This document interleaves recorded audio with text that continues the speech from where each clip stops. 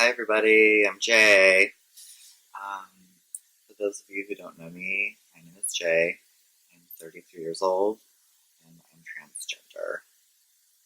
I've been living in San Francisco for 15 years and I'm from Los Angeles and I'm Latinx. Today I want to talk about my journey being transgender.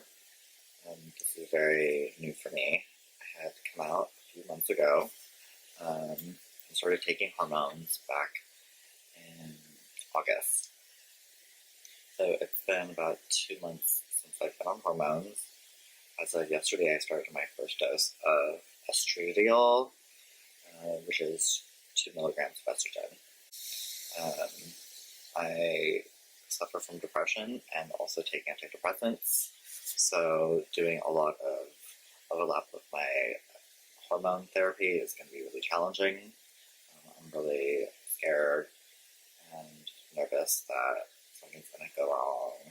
I'm scared of side effects. I'm scared of my emotional, mental health.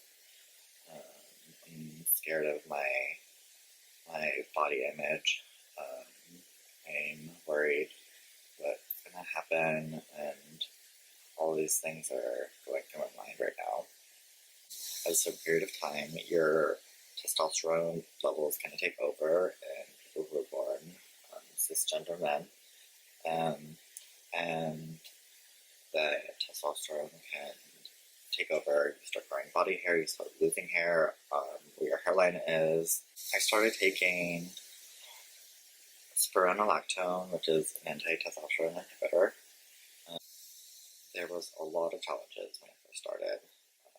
I had the most nausea in the morning. When I woke up, I was taking 200 milligrams, and the amount of nausea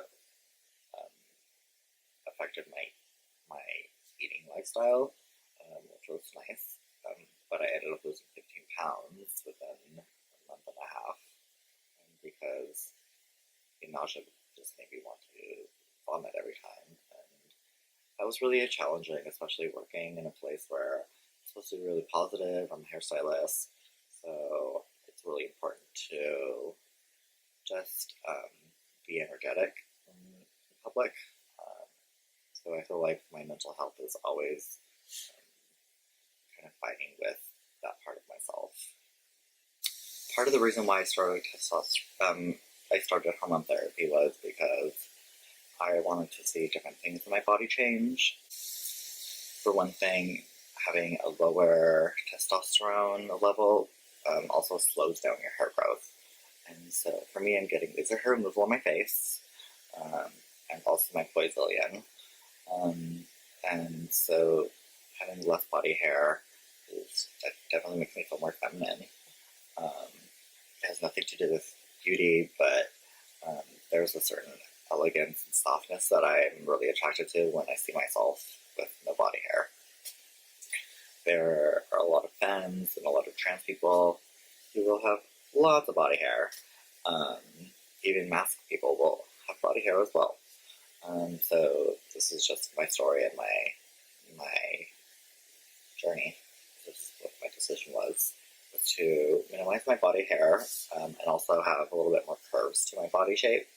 I did notice that I felt like my waist started getting a little bit smaller around here, and that might have been from the spironolactone, but it also might have been because of my eating lifestyle and all the nausea that I was suffering when I first started the testosterone blocker.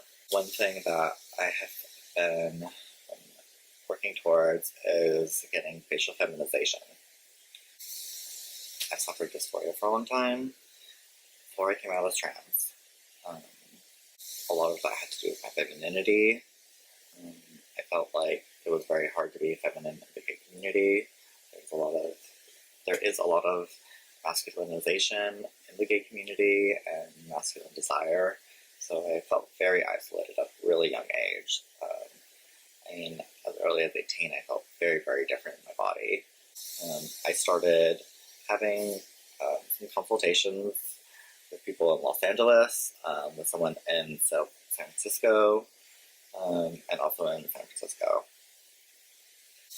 All these consultations were with Dr. Rahul Seth, and he is at UCSF's Facial Plastics Center. He mostly works with people who have facial paralysis. He's considered an ENT, which is ears, nose, and throat surgery. So conditions of the face, including muscle and structural bone shapes. So they also specialize in facial feminization.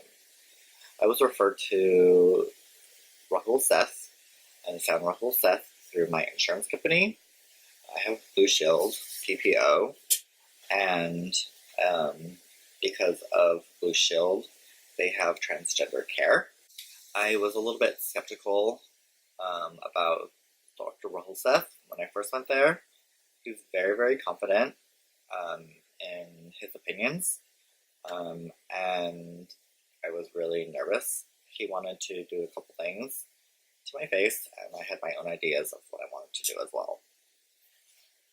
First off, he wanted to lower my hairline, gave me a brow lift, brow smoothing, set back the orbital part of my sinus, gave me a complete nose makeover,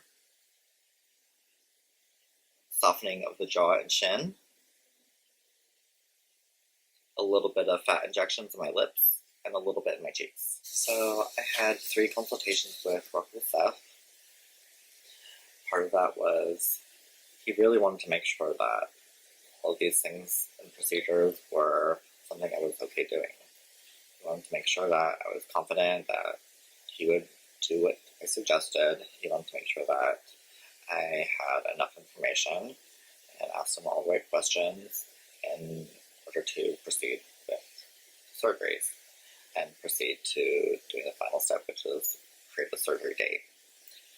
Now, I started seeing the doctor in September. It is November now. I still have not had a surgery date. It is really challenging to go through the medical field. There is a lot of insurance information out there. I'm very overwhelmed and very confused. Part of the thing that is really challenging is I'm trying to get my Adam's apple removed as well.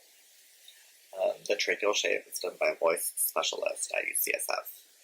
So I have to either have a separate surgery or I have to have the doctor do my surgery at the same time as my facial feminization. The nose surgery is going to be so complex because I got a snoz, and that's going to make the doctor's job a little bit challenging. Alone, that's probably going to be a 4 or 5 hour surgery, so maybe around 10 hours of anesthesia, under anesthesia. I've looked at pictures with him of surgeries that he's done, and I've also seen imagery that he's done of me and my face morphed, but it's still really, really hard to imagine what my face is going to look like. I know that I'm going to have a very feminine face. I feel like it's already kind of feminine. There are just little tweaks that will make it passable. This is only to say that this is my idea of how I see myself as beautiful. Felt very limited by how I presented myself, how I dressed, how I wore makeup, how I did my hair, a lot of different things I experimented with. And it was until a couple years ago I really wanted to do something about my appearance, where I started getting lip injections and Botox, and actually it made a huge difference in my self-esteem. But at that point is when I was thinking that this is not just me trying to be pretty. I know this is kind of weird, but I also look a lot like my father. So seeing my father a lot of times in my face really scares me. It really kind of brings back a lot of feelings of anxiety and confusion and different stresses and pressures that I was put under from my father. We don't talk anymore, so unfortunately, that's just how things have played out in my life. Even though I didn't identify as transgender until recently, I grew up very, very queer. I'm always very feminine, and people always mistook my gender, and always thought I was a girl as early as 5th grade. People knew that I was homosexual at a very, very young age, even before I knew. It was really challenging to be in public places like gyms or locker rooms. Felt like masculine men were afraid of me, and I made them uncomfortable. Feel like I have to be the utmost feminine looking to have people understand that I can pass as a girl. Feel like I have to do my makeup, I have to wear a wig, and I have to wear some kind of colorful clothing to be seen as more feminine. And that is a standard of beauty that has been in our society and Western culture for a long time. So I had a lot of back and forth conflicts in my head about my face. People are always like, oh, you're so beautiful, don't do anything.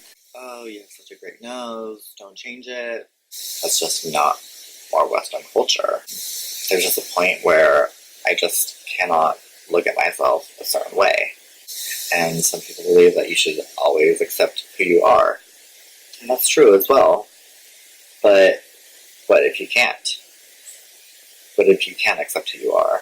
People can look in the mirror and not see themselves. People can look in the mirror and feel like they're somebody else. People can feel very disgusted by different parts of their body. And it's not specific to transgender people at all. Everyone can feel that way.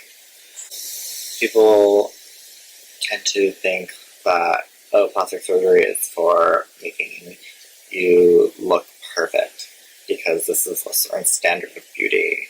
Don't we all have standards of beauty? Don't we all have standards of gender? We all have our own ideas of how we have to present to the world. The moment that we put on clothes in the morning, we're dressed in drag. There's no other way about that. And I believe that we're here to live our life to the fullest. What has been given to us are different ways and avenues to embrace ourselves. Some people might talk about finances. They might be like, why would you spend so much money on that? Like, I'd rather go on vacation or I'd rather go on a trip. And that's fine. But the thing is, like, I've gone on vacation being dysphoric about my body. I've been misgendered going on vacation. And I've been harassed. And I've been confused about my gender on a vacation. I want to be able to actually do something to prevent all of this dysphoria that I have. One of the first times that I realized that I was transgender was going to Mexico. Was on Grindr, trying to meet people, trying to socialize, trying to get sexy, and I was having a really, really hard time. Basically, I met someone who was kind of nice, and I was like, oh, how would you describe LOLA? I described myself in 2 words. So the translation for someone like that was transgender. That was probably one of the first times I was really perplexed by my gender in a broader spectrum. The other time that later that year in the summer I went to Spain. I was in the restroom and there was someone who was cleaning the bathroom and she basically misgendered me. She actually called me the black girl. Muffin. That was very uncomfortable. It really made me think about my gender in a very, very different way. Because I guess since I was growing older, I really had come to terms with my body in a different way than when I was younger. My queer gender was not easy for me. It was always in between, and people were very uncomfortable by it, and I didn't know how to be myself with people because I didn't know who I was yet. I had a really hard time trying to figure out what made me happy. I'm going to be who I want to be, and that's always been my goal. It's the only thing that I know that can make me happy. I hope that really can grow and shine. I hope that I'm able to share my experiences with other people. I'm really excited about getting my face worked on.